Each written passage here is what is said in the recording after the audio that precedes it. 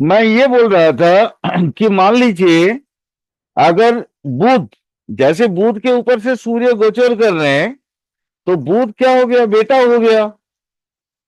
अब बेटा के घर पे पिता चले गए। जन्म कुंडली में बुध जहां बैठे हैं वो तो बेटा का स्नैपशॉट हो गया ना। वहां पे बेटा, बेटा का तो घर है ही है। और वहां पे सूर्य गोचर के दौरान गुजर रहे हैं, माने जाते जाते बेटा के साथ मिल के जा रहे हैं। तो क्या ये बुद्धि वगैरह में वृद्धि, पिता का बुद्धि जो है साथ में इकट्ठा हो जाता है, वो सब तो होना ही होना है। और, और पढ़ाई लिखाई में सफलता, है ना, जितना कॉम्पिटिटिव एग्जाम्स है उस सब में सफलता मिलना, मन लगा के। क्योंकि मैं ये बात बोल रहा था कि अगर घर के छात हो तो आपको आप अपना वहां पे सुकून से रहते हैं, बहुत सुकून मिलता है, सुकून। इतना शांति की माने एहसास होता है कि लगता है चलो बाहर तो चक्रवात है, बाहर बारिश हो रखा है, अंदर हम सुरक्षित सुरक्षित हैं। पिता कुछ हद तक वैसे छात्र जैसे होते हैं। तो पिता जब पुत्र के घर गोचर कर रहे हैं तो पुत्र के मन में प्रसन्नता रहेगी ही रहेगी। यानी वो भी कोशिश करेगा सारा काम फटाफट फटाफट निपटा के अपने फादर के पास थोड़ा बैठे, उनको थोड़ा समय दें। तो ये जन्मकालीन बुध से, आपका जन्म कुंडली का बुध जहां जिस भाव में भी बैठा हो, उस भाव से और उसके सप्तम भाव से जब सूर्य गोचर करेंगे तो बुध बहुत कंफर्ट फील करेगा। उसको लगेगा कि मतलब भगवान मेरे ऊपर प्रसन्न है। और अगर कोई ग्रह प्रसन्न होगा तो गोचर में भी आपको अच्छा रिजल्ट देगा।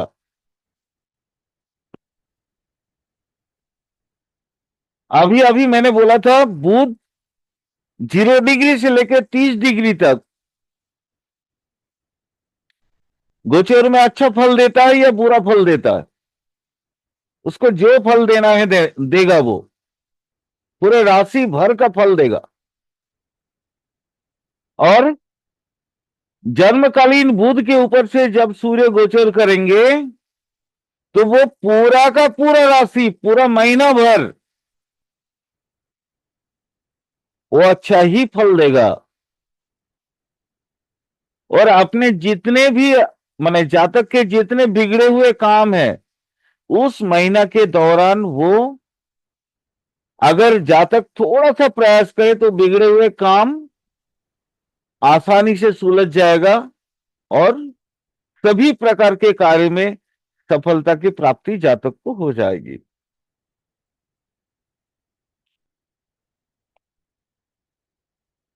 अगला सूत्र,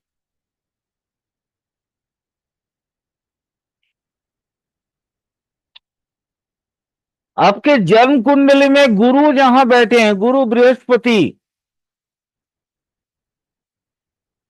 मान लीजिए मेष राशि में आपके गुरु बैठे हैं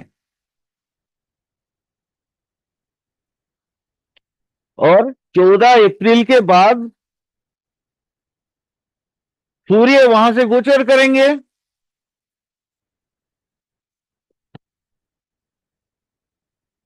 ठीक 7 महीने के बाद 7th हाउस से गोचर करेंगे।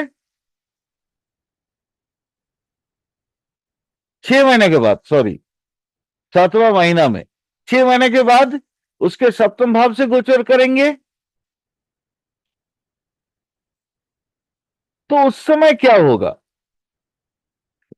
जन्मकालीन जन्म कुंडल में गुरु जहां बैठे हैं, गुरु बृहस्पति जहां बैठे हैं, और उसके 7वें भाव से जब जब सूर्य गोचर करेंगे तो क्या होता है, उसका जो रिजल्ट आएगा ना, बड़ा अचीव, अचरज करने वाली रिजल्ट होगी। ये अच्छे फल नहीं देते हैं, लिख लीजिएगा। जन्मकालीन बृहस्पति के ऊपर गोचर और उसके 7वें भाव के ऊपर गोचर के वक्त सूर्य अच्छे फल नहीं देते हैं। भले मैंने सूर्य की गोचरकालीन जितने भी अच्छे भाव पढ़ाए हों, यहां आके वो बौना साबित होगा, बेकार का साबित हो जाएगा।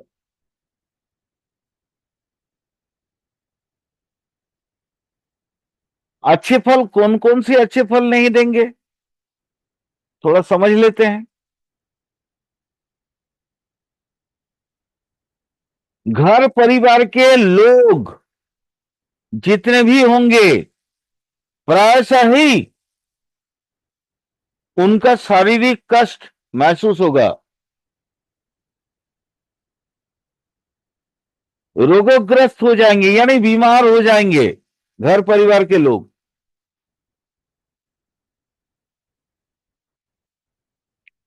और क्या होगा, धन की हानि होगी।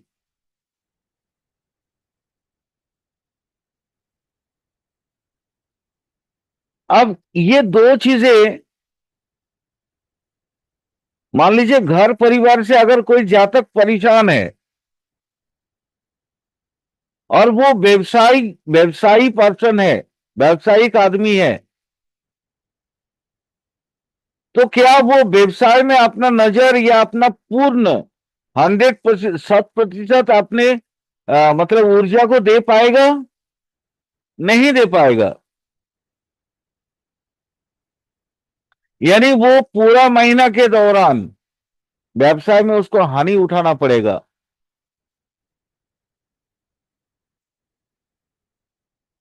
नौकरी पेशा होगा तो टाइमली जो है ऑफिस पहुंच नहीं सकेगा, तो बॉस का जो है कुदृष्टि उस पर आएगा, बॉस की बातें सुनना पड़ेगा, मन को ठेस पहुंचेगा।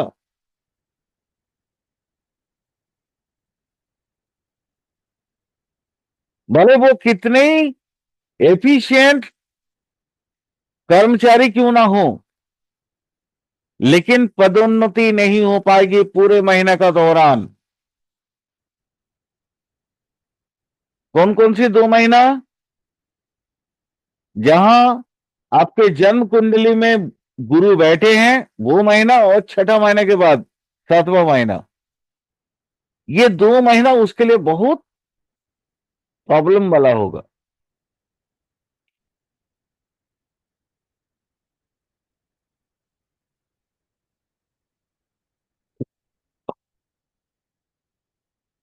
अगला, आपके जन्म कुंडली में या जन्म छक में स्नैपशॉट ऑफ बर्थ, जन्म कुंडली में जहां शुक्र बैठे हैं,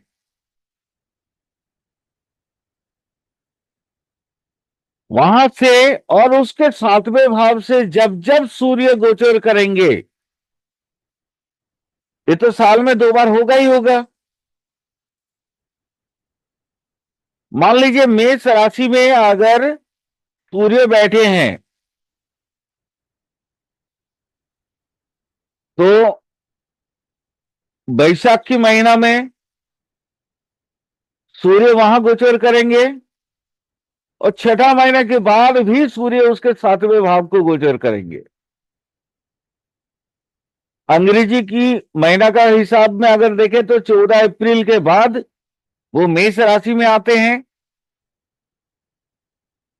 और ठीक छठा महीना के बाद वो अपने 7वें भाव में गोचर करेंगे।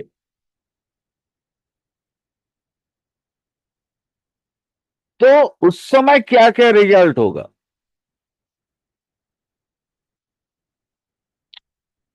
स्पाउस को समस्या, पति के लिए पत्नी और पत्नी के लिए पति,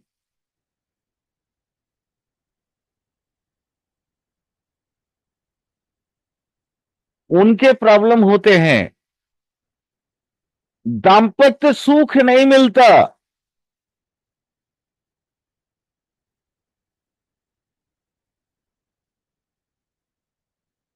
पार्टनर से मनमुटाव होने की खतरा बन जाती है।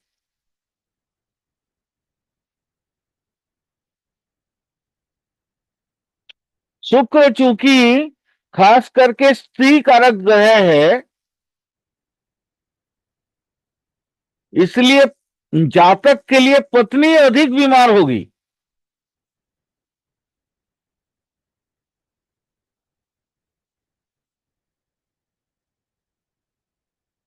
कई प्रकार के बाधाओं का सामना करना पड़ेगा।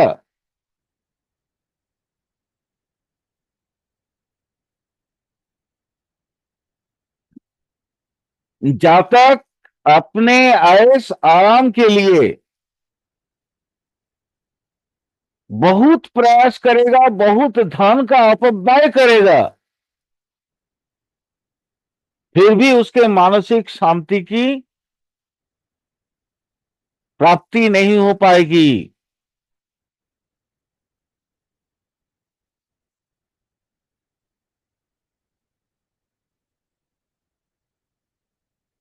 राजकीय प्रशासन की ओर से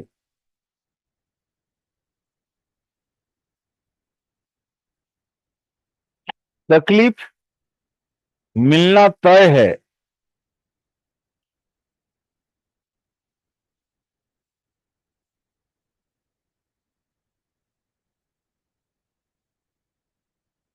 अगला,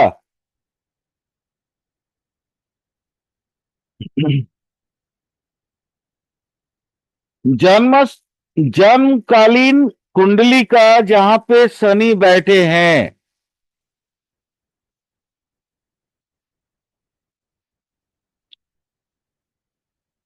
वहां वहां से और उसके शनि के 7वें भाव से जब जब सूर्य गोचर करेंगे तो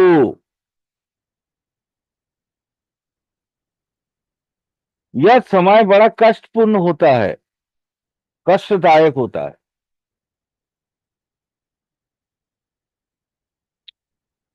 कौन कौन सा कष्ट होगा?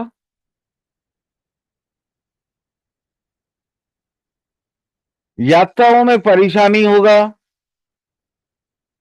यात्राओं में परेशानी होगी, धन हानि की संभावना बन जाती है,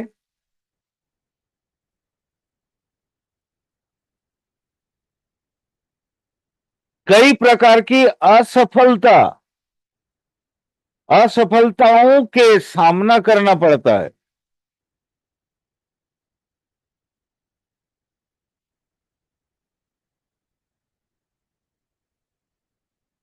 आर्थिक विडंबनाओं के सामना करना पड़ता है।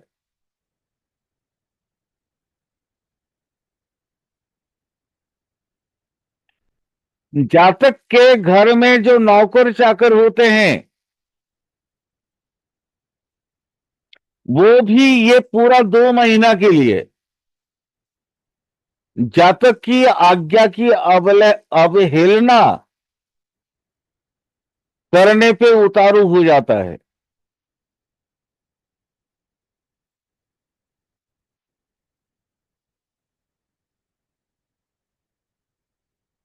शनि अपने से वयस्क व्यक्ति होते हैं, जो अपने से उम्र में बड़े होते हैं, उनसे अनबन हो जाती है। अपने से जो बुजुर्ग होते हैं, उनसे अनबन हो जाती है।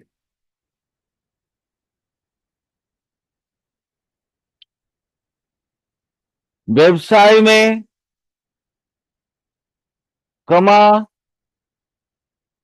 पार्टनर मतलब कोई भी, वो चाहे स्त्री हो, पति हो, पत्नी हो, या आपके जो व्यवसायिक पार्टनर हो, उनसे अनबन हो जाती है।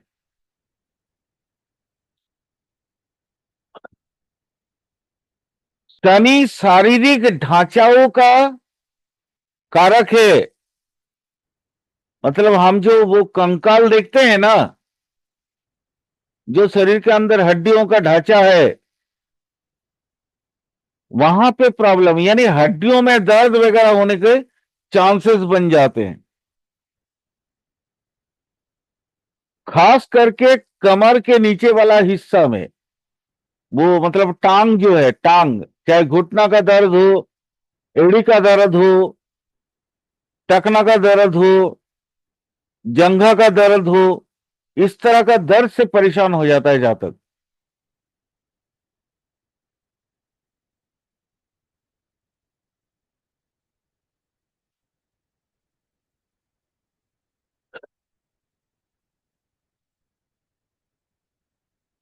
अब ये सूर्य का गोचर कंप्लीट हुआ, अपने जन्मकालीन कुंडली से हर एक ग्रहों से सूर्य की गोचर, तो अब आपको ब्लेंड करना है।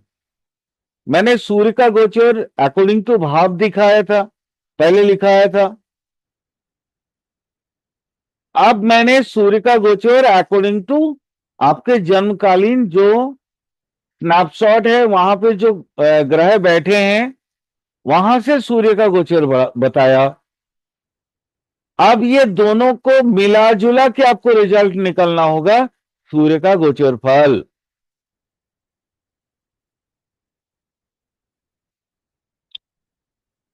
अगर आप इसको ब्लेंड नहीं कर पाएंगे तो आपके फल कथन में गलती होने की संभावनाएं बढ़ जाती हैं। अगला,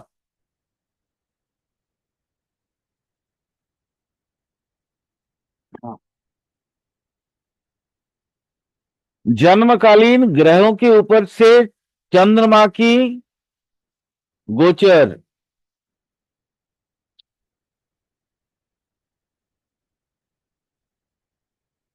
आपको याद होगा मैंने बोला था चंद्रमा कहां कहां शुभ फल देते हैं, कोई बताएंगे मुझे?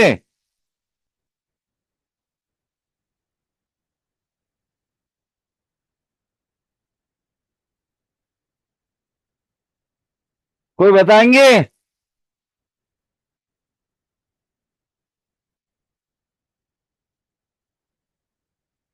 चंद्रमा किस किस भाव से जब गुजरेगा तो अच्छा फल देगा, किस किस भाव से खराब फल देगा?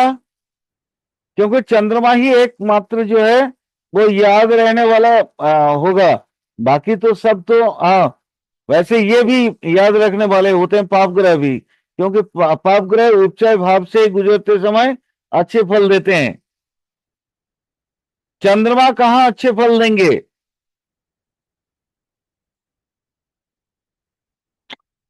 ये मैंने आप लोगों को बताया है।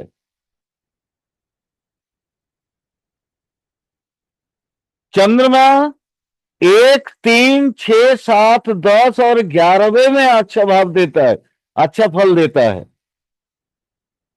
ये मैंने बताया था। अब जन्मकालीन अवस्था से चंद्रमा कहां होंगे उसको समझते हैं, किस किस भाव से कैसे कैसे वो आगे फल देंगे, उसको समझिए।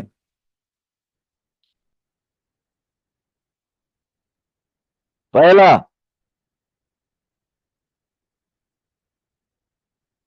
आपके जन्म कुंडली में जहां सूर्य स्थित है, मान लीजिए मेष लगन पे सूर्य स्थित है जन्म कुंडली में, तो सूर्य उच्च का हो गया। आप तो फलादेश फल कथन करेंगे अकॉर्डिंग टू सूर्य के हिसाब से, लेकिन गोचर फल जब हम चंद्रमा का देखेंगे, हमने वहां क्या बोला, 1, 3, 6, 7, 10, 11, यहां मैं आपको जो बताने वाला हूं उसके हिसाब से आपको ब्लेंड करना पड़ेगा।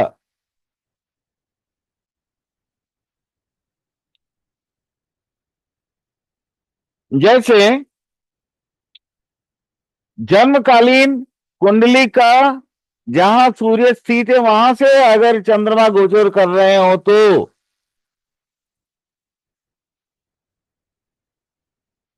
स्वास्थ्य जो है डिस्टर्ब रहता है।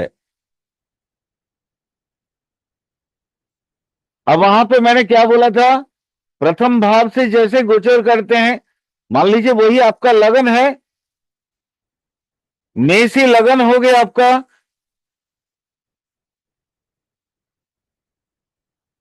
है ना, और लगन में मान लीजिए सूर्य स्थित हो गया,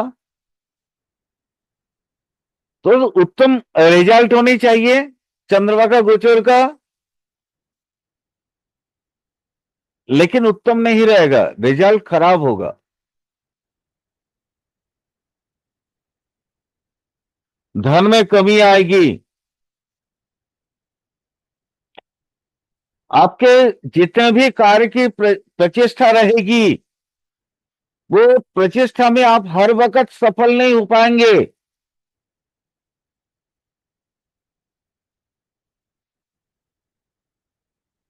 और ये कहां कहां से होगा, याद है मैंने एक ही बात बोला कि सूर्य जहां स्थित है और वहां उसके 7वें भाव से जब जब गोचर करेंगे, ये आप गांठ बांध लेना। मैं अभी जो बता रहा हूं वो जन्मकालीन कुंडली का वो ग्रह जहां स्थित है और उसकी पूर्ण दृष्टि जहां पड़ती है, सप्तम दृष्टि, यानी 7वें भाव, वहां से गोचर के वक्त का जो रिजल्ट होगा वो अभी मैं लिखवा रहा हूं।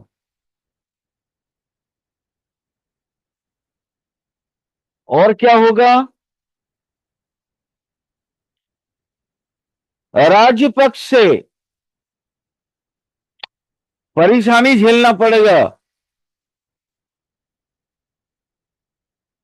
अगर आप हेवी इंडस्ट्री चलाते हैं, बड़े मतलब कोई उद्योग उद्योग लगाए हुए हैं, तो देखिएगा राज्य की ओर से हो सकता है पोल्यूशन या मतलब कोई भी कागजात में वो अड़चन लगा देंगे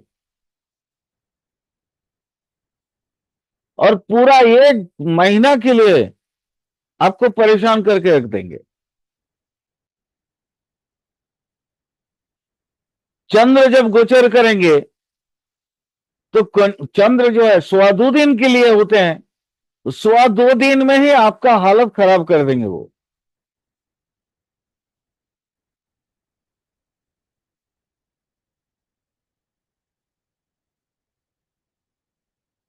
और प्रॉब्लम क्या होगा, आंखों में कष्ट।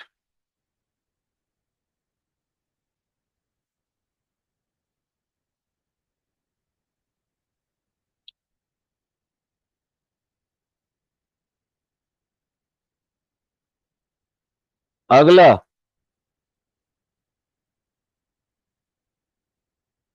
जन्म कुंडली में जहां चंद्रमा बैठे हों,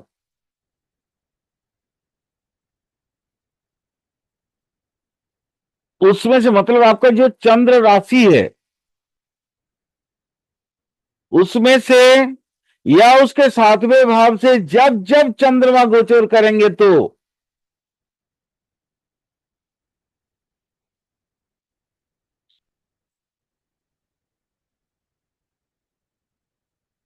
ये रिजल्ट चंद्रमा आपके जन्म कुंडली में जिस अवस्था में हो उसके अनुसार मिलेगा। मान लीजिए चंद्रमा जन्म कुंडली में उच्च राशि में हो, स्वराशि में हो,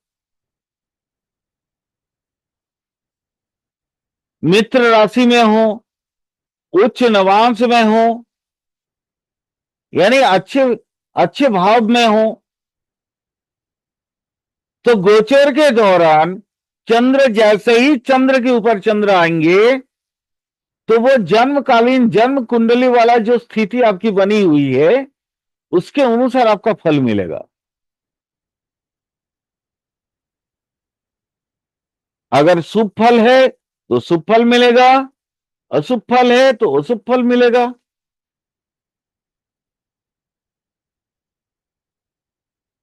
जेनरलाइज करके मैं कुछ फलों को बता दे रहा हूं, वो थोड़ा समझ लीजिएगा। नंबर वन, खुशखबरी मिलेगा। माने हो सकता है इतने दिन तक आप बहुत ज्यादा कोई काम के लिए प्रयास कर रहे थे, अचानक देखिएगा वो 1.25 दिन के अंदर आपको वो काम का रिजल्ट मिल जाएगा, जिसको आप यूं कह सकते हैं खुशखबरी मिलना।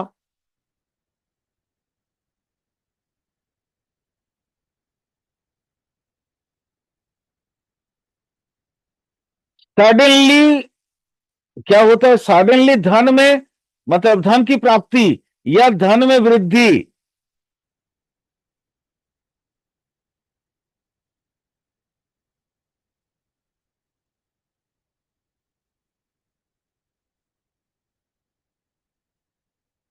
अचानक कोई संपदा की प्राप्ति।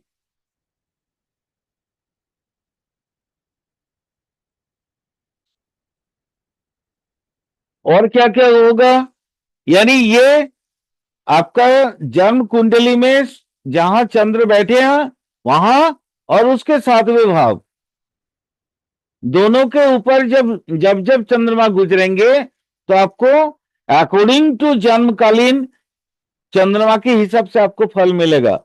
जनरलाइज फल और क्या क्या हो सकता है, मान सम्मान में वृद्धि हो जाएगी,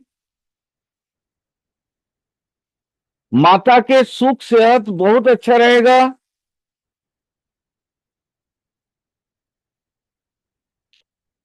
अचानक आप प्रसन्न चित्त हो जाएंगे।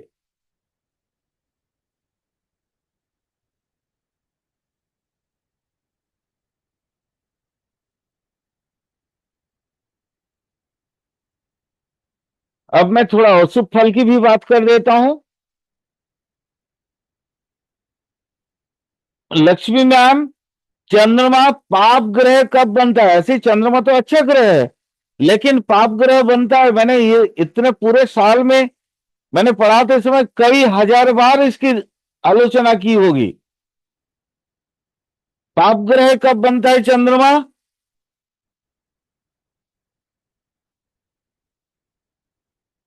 किसी को याद है या नहीं है?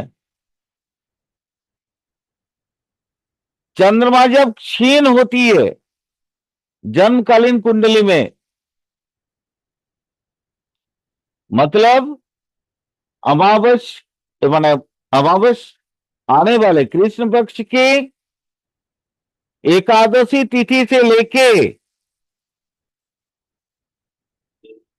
शुक्ल पक्ष की पंचमी या षष्ठी तिथि तक यहां चंद्रमा पाप ग्रह बन जाते हैं।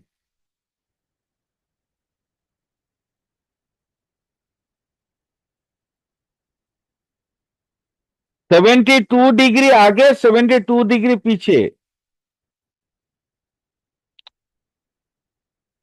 बस तिथि के हिसाब से समझ लीजिए ना, एकादशी से लेके पंचमी, पंचमी नहीं, अष्टमी, एक्चुअली अगर देखा जाए तो अष्टमी तक,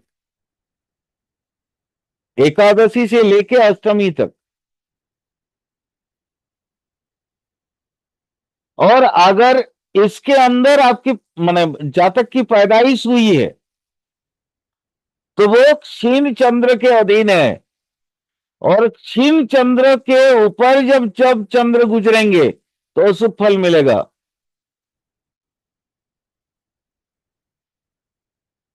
मेंटल परेशानी बढ़ जाएगा, धन की कमी अनुभव होगी, माता के सेहत के लिए खराब है, इत्यादि इत्यादि, ये सारे खराब फल हैं।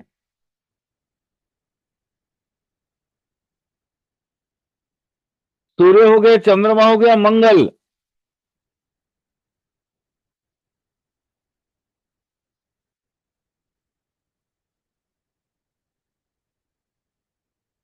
जन्म कुंडली में मंगल जिस भाव में बैठा हो या जिस राशि में, जिस स्थान में बैठा हो, वहां से और उसके 7वें भाव से जब चंद्रमा गोचर करेंगे तो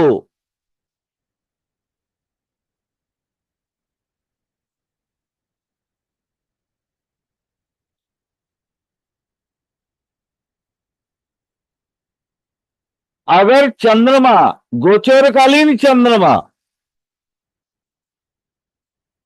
बलवान होगा तो शुभ फल मिलेगा। बलवान मतलब शुक्ल पक्ष की अष्टमी, सप्तमी, अष्टमी से लेके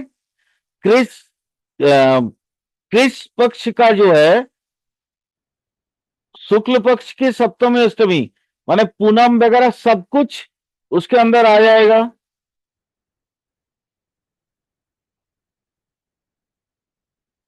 एकादशी तिथि तक, एकादशी के बाद जो है चंद्रमा क्षीण हो जाता है।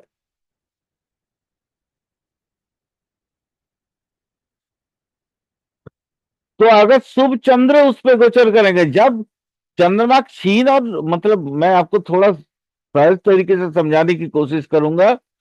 जहां चंद्रमा का माने वो जो ना उसकी जो प्रकाश है उसमें कमी है, और चंद्रमा जहां प्रकाश अधिक है, अष्टमी के माने शुक्ल पक्ष के अष्टमी से धीरे धीरे चंद्रमा बढ़ जाती है ना, और बढ़ते बढ़ते बढ़ते बढ़ते बढ़ते अष्टमी नवमी तक जो है काफी अच्छा रहता है। पूनम को तो एकदम भयंकर रहता है ना, बहुत प्रकाशमान होता है।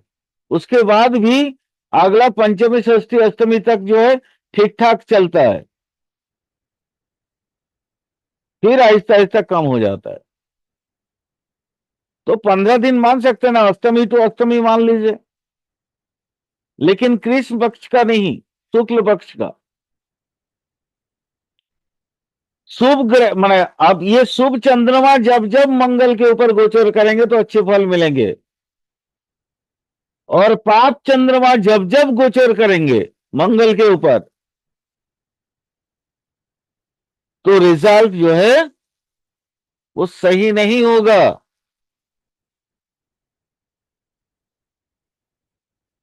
रिजल्ट में बड़ी कमी आती है।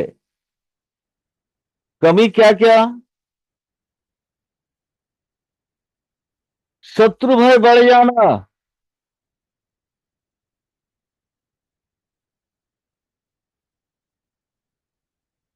शत्रु से पराजित होने का डर सताना,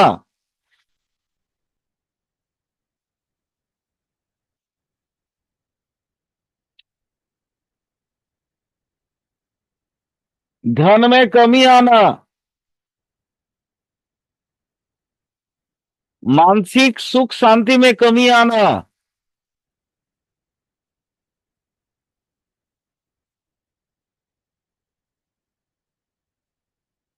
इतने सारे जो है वो अशुभ फल मिलेंगे।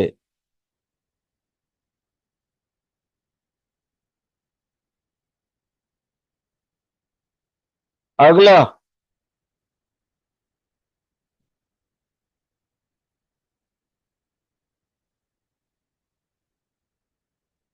जन्मकालीन बुध के ऊपर जब चंद्रमा गुजरेंगे या उसके सप्तम भाव से जब चंद्रमा गुजरेंगे,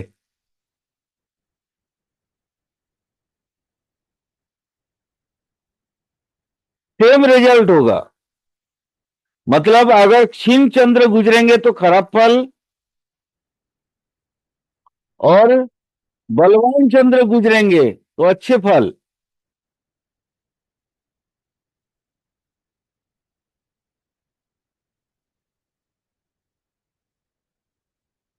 क्षीण चंद्र अगर गुजरते हैं,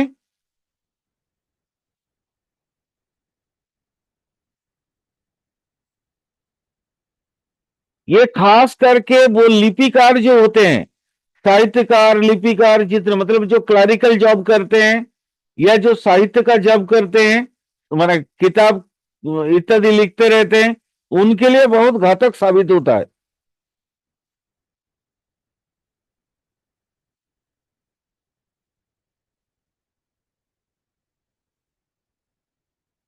माने उनके लिखने पढ़ने की जो ताकत है ना, वो अचानक कमी आ जाएगा। देखिएगा, ऐसा सुनने को बहुत जगह पे आपको मिल जाएगा। मतलब जैसे वो आजकल पॉडकास्ट चलता है ना, तो साहित्यकारों का भी पॉडकास्ट चलता है। तो यूट्यूब में पॉडकास्ट अगर आप कभी देखिएगा गौर से, तो बोलते हैं ना कि फलाना से फलाना दिन जो है ये 2 दिन तक मेरे दिमाग में कोई प्लॉट ही नहीं आया, 2 दिन 3 दिन तक, बोलते हैं ना, ये वही कारण है और कोई कारण नहीं है, क्योंकि बुध लेखनी शक्ति का प्रतीक है, कारक है, और चंद्रमा कल्पना की कारक है। तो बुध के ऊपर जब जब क्षीण चंद्र गोचर करेंगे, तब तब कल्पना शक्ति में ना बड़ी कमजोरी आ जाती है।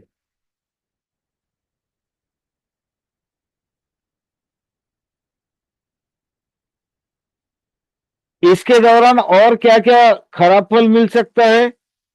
देखिए, अच्छे फल तो अच्छे फल मिलेंगे ही मिलेंगे, लेकिन खराब फल क्या क्या मिलेगा, उससे अपने को बचना है। इसलिए खराब फल ज्यादा लिख दे रहा हूं, लिखवा दे रहा हूं। अगर कोई बिजनेसमैन है, व्यापारी है, वो व्यापार में कई सारी समस्याएं उसके सामना करना पड़ेगा।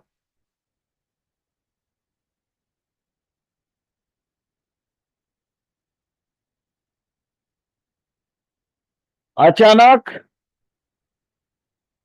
बहुत अच्छे पार्टनर से भी अनबनी इवेंट, झगड़ा, तू मैं तक पहुंच जाता है।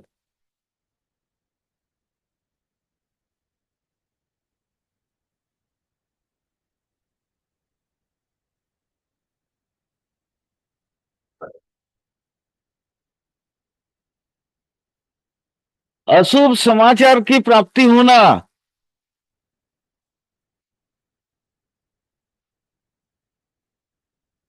या आपके जो मानसिक उद्वेग बढ़ाए, ऐसा कोई खबर की प्राप्ति।